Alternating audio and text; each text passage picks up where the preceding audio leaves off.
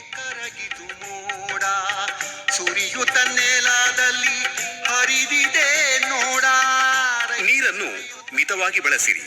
ತ್ಯಾಜ್ಯ ವಸ್ತುಗಳನ್ನು ಕೆರೆ, ಬಾವಿ, ನದಿಗಳಿಗೆ ಎಸೆಯದಿರಿ. ಕೈಗಾರಿಕೆಯ ತ್ಯಾಜ್ಯಗಳನ್ನು ವೈಜ್ಞಾನಿಕವಾಗಿ ಸಂಸ್ಕರಿಸಿರಿ. ಮಳೆಗಾಲದಲ್ಲಿ ಭೂಮಿಗೆ ಬಿದ್ದ ನೀರು ವ್ಯರ್ಥ ಹರಿದು ಹೋಗದಂತೆ ನೋಡಿಕೊಳ್ಳಿ. ಈ ನೆಲ, ಈ ಜಲ, ಈ ಮಣ್ಣು ನಮ್ಮದು. ಜೀವನಾಧಾರವಾದ ನೀರಿನ ಮತ್ತು ಜಲಮೂಲದ ರಕ್ಷಣೆ ಪ್ರತಿಯೊಬ್ಬನ ಕರ್ತವ್ಯ. ಶುಭೋದಯ ಕರ್ನಾಟಕ ಕಾರ್ಯಕ್ರಮದಲ್ಲಿ ನಾವಿದ್ದೇವೆ. ಕಾರ್ಯಕ್ರಮಕ್ಕೆ ಸಂಬಂಧಪಟ್ಟ ಅನಿಸಿಕೆ ಮತ್ತು ಅಭಿಪ್ರಾಯಗಳಿಗೆ ನಮ್ಮ ವಾಟ್ಸಪ್ ಸಂಖ್ಯೆ ನಿಮಗೆ ಹೇಳ್ತಾ ಇದ್ದೀನಿ.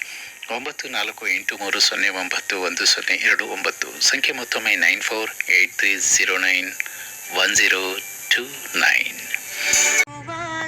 ವನರಾಣಿ ಕಣ್ಮಣಿಯು ಸೆಳೆಯುತ್ತಾಳೋ. ಮುಂದಿನ ಪೀಳಿಗೆಗೆ ಸದೃಢ ಆರೋಗ್ಯ, ಸುರಕ್ಷಿತ ಭೂಮಿ ಉಳಿಯಬೇಕಾದರೆ ನಮ್ಮ ಸುತ್ತಲ ನೆಲ, ಜಲ, ಗಾಳಿ, ಗಿಡ ಮರಗಳನ್ನು ನಾವೇ ಕಾಪಾಡಬೇಕು. ವೈಯಾರಿ ಮಡಿಯುಟ್ಟು ಭೂತಳಕ್ಕೆ ಇಳಿದಾಗ ಕಣಕಣವೋ ಕಣ ತುಂಬಿ ಹೊಳೆಯುತ್ತಾವೋ, ಹೊಳೆ ಹರಿಸುತ್ತಾವೋ.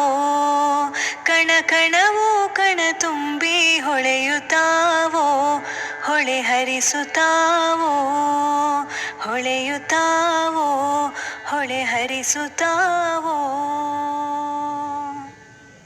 ಜನ್ಮ ನೀಡಿದ ಭೂತಾಯಿಯ ನಾ ಹೇಗೆ ತಾನೆ ತೊರೆಯಲಿ, ಅನ್ನ ನೀಡಿದ ಈ ಮಣ್ಣನು ನಾ ಹೇಗೆ ತಾನೆ ಮರೆಯಲಿ.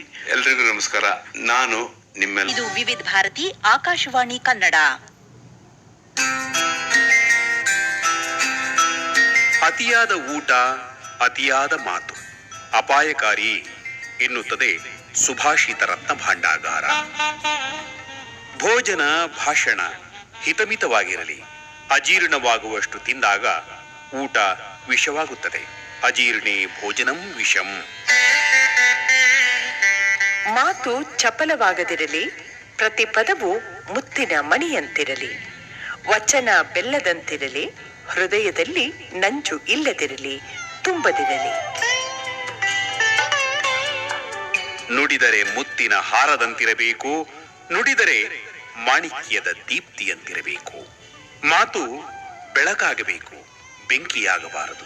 ಹೌದು, ನುಡಿದಂತೆ ನಡೆದರೆ ಮಾತ್ರ ನಮ್ಮ ವ್ಯಕ್ತಿತ್ವಕ್ಕೆ ಶೋಭೆ.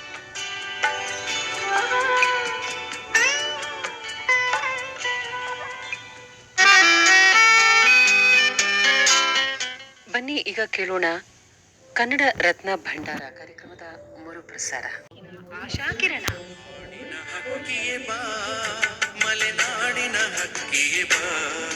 ಕಾಡಲಿ ತುಂಬಿರಲು ತರುಲತೆ, ನಾಡಲಿ ನಲಿಯುವುದು ಜನತೆ.